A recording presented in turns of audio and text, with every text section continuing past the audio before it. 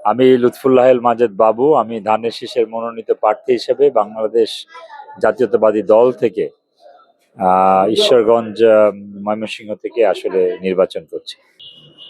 আপনার চোখে ঈশ্বরগঞ্জের সবচেয়ে বড় সমস্যা কি, এবং আপনি যদি এমপি হন সেটার মোকাবেলায় আপনার পরিকল্পনা কি? ঈশ্বরগঞ্জের সবচেয়ে বড় সমস্যা আমার চোখে হইল প্রজন্মের নৈতিক অবক্ষয়। আমরা গত 17 বছরে রাস্তাঘাটের কথা বলেছি, শিক্ষা প্রতিষ্ঠানের কথা বলেছি, সবই বলেছি, কিন্তু আমাদের যে জায়গাগুলোতে আমাদের প্রজন্ম তৈরি হবে তার কথাগুলো আমরা বলি নাই।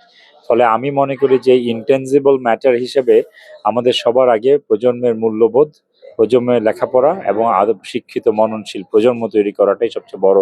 এবং এই পরিবেশগুলোতে যারা যারা রাজনৈতিকভাবে ইনভলভ বা যে যে প্রশাসন থেকে ইনভলভ হোক না কেন, এদেরকে সমন্বয় করে প্রথম তাদের বিরুদ্ধে বিষয়েই কাজ করতে হবে দীর্ঘমেয়াদী। এটা হলো আমার 1 নম্বর টার্গেট। আর রাস্তাঘাট, স্কুল কলেজ মাদ্রাসা আর স্বাস্থ্যসেবা, এটা আমাদের আসলে দীর্ঘমেয়াদী সমস্যা, যেগুলোকে খুবই মাস্টার প্ল্যানিং করে অ্যাক্সিলারেটেড ওয়েতে সমস্যা আসলে কোন রাস্তাগুলো খুব আগে অগ্রাধিকার ভিত্তিতে তৈরি করা উচিত এবং সেগুলোই আমরা করার চেষ্টা করব যদি আমরা ক্ষমতায় আসি।